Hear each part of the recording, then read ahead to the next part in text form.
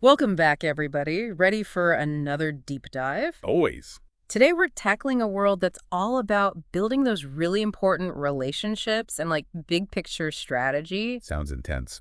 It is. We're talking key account managers, those CAMs. Ah, the folks who handle those make or break client relationships. Exactly. And to guide a deep dive today, we're going to be using a list of common interview questions for CAMs. Interesting. So we're getting right into the minds of those who do this for a living. Yeah, but I think what's cool about these questions is they actually reveal these core skills that anyone can use. You're right. These aren't just for aspiring CAMs. This is about nurturing any valuable relationship, whether it's in business or your personal life. Okay, so first question up, it flows us right into the heart of it. What strategies do you use to build relationships with key accounts? Straight to the point. Yeah, and our source material, it highlights this idea of constant contact. Right. But it's not about bombarding them with emails, right? No, it's got to be more strategic than that.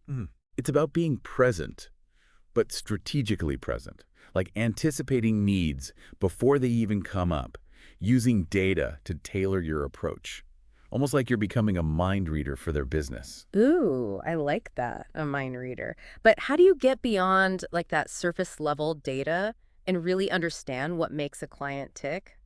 I mean, I can stalk someone's LinkedIn, but does that really tell me what keeps them up at night? No, probably not their deepest fears. Hmm.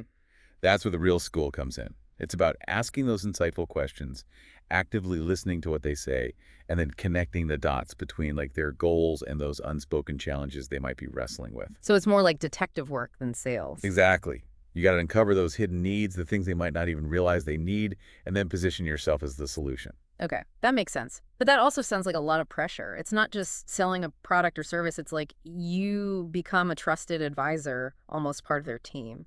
It is. It's a big responsibility. And that kind of trust that doesn't happen overnight. It takes consistent effort, genuine empathy, and a willingness to go above and beyond to show your value. All right, let's switch gears a bit and talk about actually growing those accounts. The guide asks, describe a time when you successfully upsold a current client. Upsell, classic sales move. But it's a delicate balance, right? You don't want to be pushy, but you also need to drive revenue. For sure. And that's where truly understanding your customer becomes super important. A good CAM, they don't just push products. They find opportunities that actually fit the client's goals. Yeah. It's more problem solving together than just straight up selling. Okay, so our example here, they give a CAM who developed this custom loyalty program for a retail chain. But it's not just any loyalty program. It addressed the client's specific need to get people buying more, coming back for more. It's smart. So brilliant. But how do you know which solution is the right one? There are tons of ways to tackle a problem like that. That's where that detective work we were talking about earlier comes in. You got to understand their whole business model, their audience, even their competition. Then you can create a solution that's not just effective, it's perfectly tailored to them.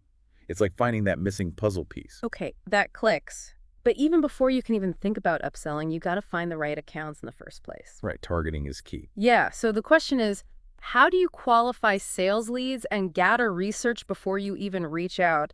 This sounds like it's way more than just glancing at a company's website. Oh yeah, this is where the KMAM's analytical skills come in. It's about digging deeper, looking at industry reports, their financials, even just customer reviews to get a sense of their strengths and weaknesses. So it's almost like a background check before you even make the first call. You could say that. Mm-hmm. The more you know, the better you can tailor your pitch and show them you really get their business and the challenges they're facing. All right, time to get real what happens when things go south. Our guide, it tackles this dreaded scenario. A key account wants to cancel, no explanation. And it kind of pairs that with this broader question of how to handle difficult conversations in general. Ooh, yeah, everyone's least favorite part of the job. Right, so what do you do? Well, in these situations, your emotional intelligence is key. Instead of freaking out or getting defensive, a good CAM takes a breath, acknowledges the client's frustration, and then tries to figure out what's really going on. Is it the price, the service, a big misunderstanding? So turn a negative into a chance to understand them better. Exactly. By listening and asking the right questions, you can often find the real issue and then work together to fix it. I like that.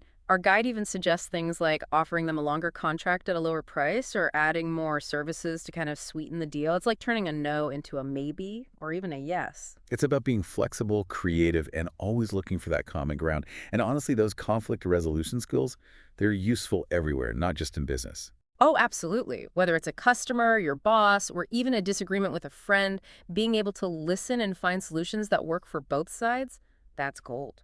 And it often boils down to communication. Can you explain your side clearly while also truly getting their point of view? That's how you navigate those tough conversations. So it's not about winning the argument, it's about finding a solution that everyone can live with. Exactly. Because in a strong relationship, even when you disagree, you're both ultimately on the same team. Okay, let's pivot to something a little more positive. The onboarding experience. Our guide stresses how important this is for setting the tone of the whole relationship. I've had onboarding experiences that felt like being thrown into the deep end with no life jacket. Yeah, we've all been there. Not a good feeling. And definitely not what you want for a key account. Onboarding shouldn't just be about throwing information at them. It should be smooth, welcoming, and build trust from day one. The example they give talks about really analyzing their needs, creating personalized plans, and making sure communication is crystal clear. It's making the client feel valued and supported, like they're joining a community, not just signing a piece of paper. Think of it like a well-choreographed dance. Each step is planned out so the client feels guided and confident throughout the process. I love that analogy, but I bet it takes a ton of work behind the scenes to make it look that effortless. It does. It takes understanding the client's needs perfectly, coordinating with your internal teams, and being ready to provide support every step of the way. So it's not just a one-time event, it's an ongoing process. Absolutely. Onboarding sets the stage, but the real work begins after the curtain rises. Okay, get ready for this one. The guide asks, how do you upkeep relationships with those easy clients who don't tend to reach out? I never thought of those as being tricky. Right. They seem low maintenance. Yeah. It's the quiet ones you got to watch out for. Because they're not demanding your attention, it's easy to forget about them, assume everything's fine. But that can be a big mistake. I say you can't just sit back and wait for them to come to you, even if they seem easy. Nope, got to be proactive. Checking in regularly, giving them updates on new offerings, even just a quick email saying, hey, thinking of you. Those little things go a long way. It's like taking care of a garden. Even those low-maintenance plants still need some water and sunlight to thrive. Exactly. Neglect them, and they might wither away. But nurture them, and they'll flourish. So even with those seemingly easy clients, there's this hidden complexity to managing the relationship. Absolutely. It might need a softer touch, but the core idea is the same. Consistent communication and genuine care, that's what builds lasting relationships. And that brings us to a really important question. How do you actually measure success? All right, so we've talked a lot about building those relationships and even growing those accounts, but how do you know if you're actually doing a good job? The age-old question. How do you measure success? Exactly.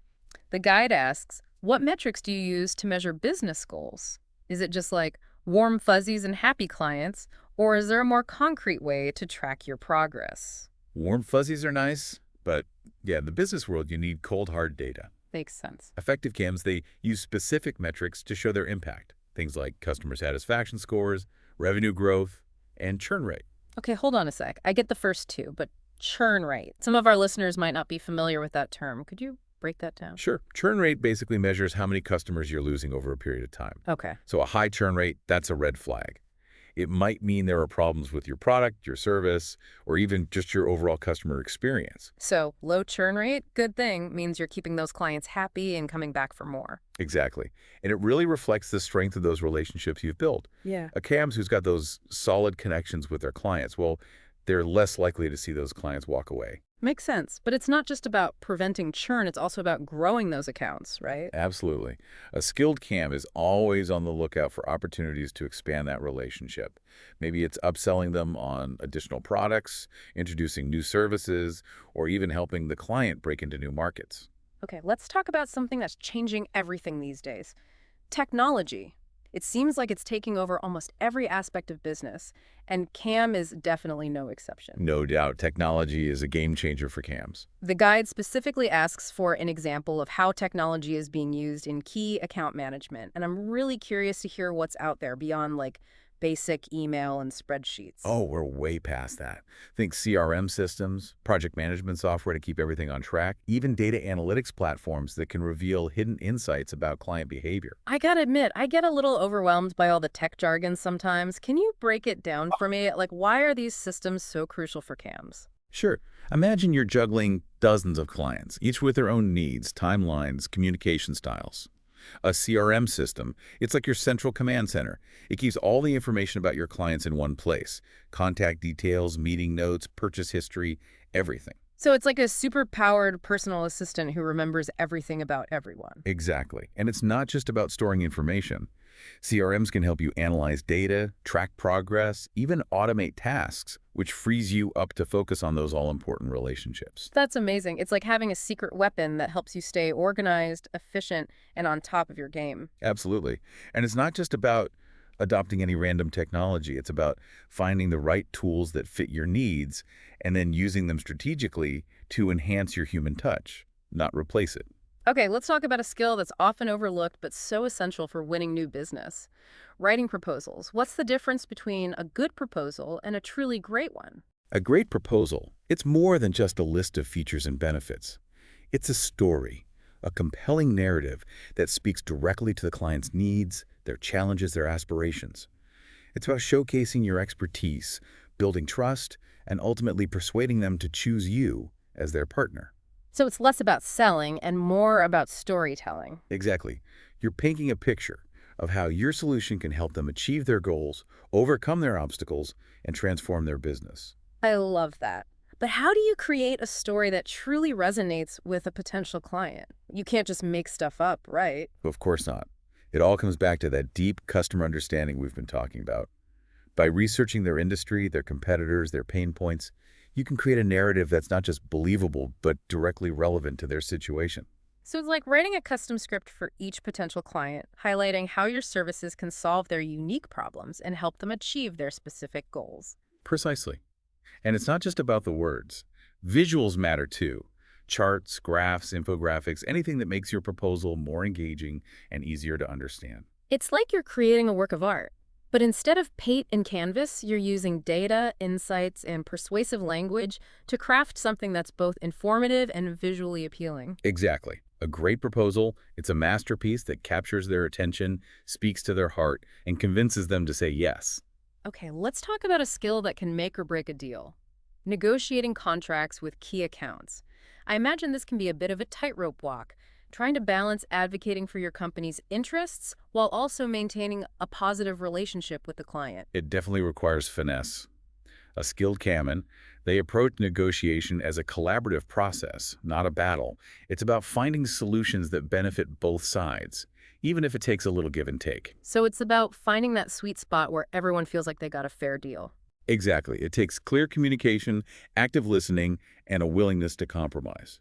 But it also means knowing when to walk away if the terms just aren't right for your company. So being assertive without being aggressive. Finding that balance between standing your ground and maintaining respect and understanding. Precisely. It's a balancing act, but one that skilled cams master over time. And a lot of it comes down to communication. Can you express your perspective clearly and persuasively while also genuinely listening to and understanding their point of view? That's the key to finding solutions that work for everyone. Okay, let's shift gears again and talk about the ultimate goal. Making sure those key accounts stay loyal to your company. Loyalty seems harder and harder to come by these days, with customers having so many choices and being able to switch providers so easily. That's why building true loyalty is more important than ever. It's about moving beyond just transactions and creating a real partnership where both sides feel valued and respected. So it's not just about doing what you promised, it's about exceeding expectations and constantly showing them that you're invested in their success. Exactly. Be proactive, anticipate their needs, and offer solutions before they even know they have a problem. Become their trusted advisor, their go-to resource, their partner in growth. The guide mentions things like tailoring plans to each client, providing proactive support, offering exclusive perks, and even creating loyalty programs to reward repeat business. Sounds like a lot of work. It is, but loyalty, just like trust, is earned, not given. And the payoff is huge. Loyal clients spend more, they refer new business, and they stick with you through good times and bad. They become advocates for your brand, your biggest fans, your most valuable asset. It creates this positive feedback loop. Your efforts to build loyalty make customers happier, which leads to more revenue and growth for your company. Exactly. When it's done right, key account management is a win-win for everyone. Okay, let's be real for a minute. Even the best CAMs, the ones who seem to have it all figured out, they mess up sometimes, right? I'm curious how the guide handles the topic of failure. It acknowledges that setbacks are going to happen, especially in a field as complex and fast-paced as this one. What really matters is not whether you make mistakes, but how you handle them. So it's not about never failing, it's about learning and growing from those experiences. Absolutely. A skilled CAM doesn't let a setback derail them. They take responsibility, figure out what went wrong, and apply those lessons to future projects. The guide really emphasizes owning your mistakes, being honest with yourself and your team, and then using that knowledge to improve your approach and make better decisions going forward. Exactly. It's about turning stumbles into stepping stones, mistakes into opportunities to grow, embracing that mindset of continuous improvement, always striving to be better, even when it's tough. Okay, to wrap up this part of our deep dive, let's talk about something that's so important in today's world. How do you stay ahead of the curve in your industry? How do you keep your knowledge fresh, your skills sharp, and make sure your insights are relevant? It's all about being a lifelong learner, constantly seeking out new information and ways to improve. You got to recognize that the world is always changing, and to stay ahead, you have to change with it. Our guide recommends reading industry publications, going to conferences, following thought leaders, basically immersing yourself in your field. But how do you find the time for all that when you're already so busy? You got to make it a priority. Build it into your day. Even if it's just 30 minutes a day, block off some time for professional development. Set up Google Alerts for keywords related to your industry. Subscribe to newsletters and podcasts. Use social media to connect with other professionals and stay updated on new trends. So it's not just about passively absorbing information, it's about actively seeking it out, making it a habit, a part of your routine. Exactly. And it's not just about staying informed for yourself. It's about becoming a more valuable resource to your clients.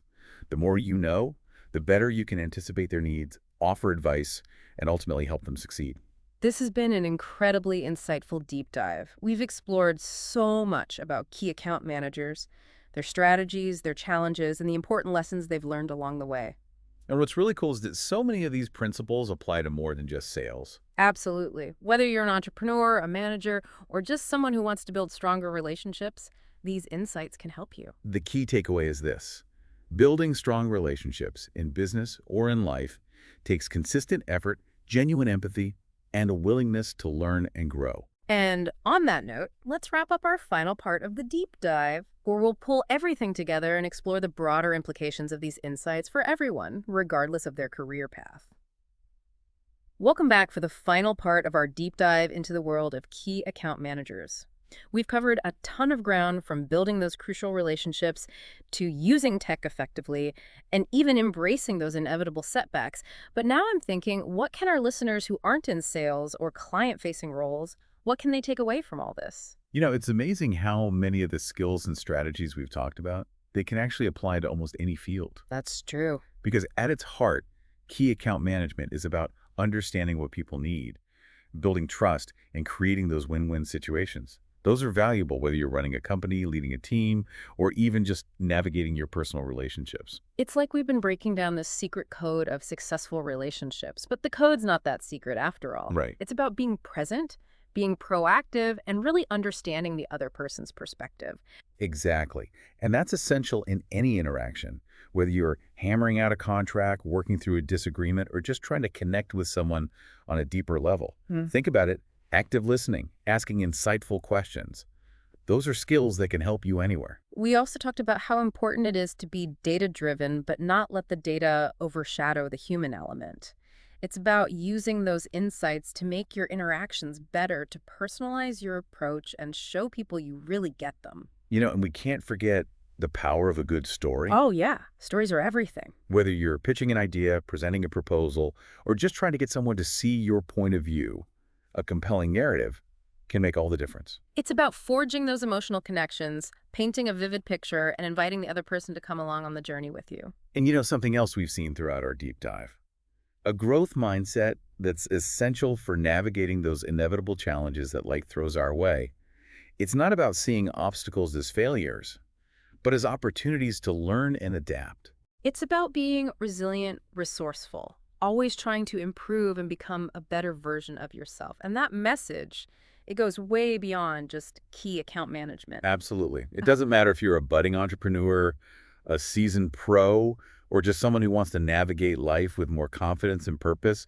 These principles can really guide you. Well, this has been an amazing journey. We've explored the world of key account managers, their secrets, their strategies, and even the things they struggle with. And I hope our listeners have learned something valuable, something they can use not just in their work lives, but in their personal lives too. Because when it comes down to it, it's those connections, those bonds we forge with others that truly make our lives richer and more meaningful. Thanks for joining us on this deep dive, everyone.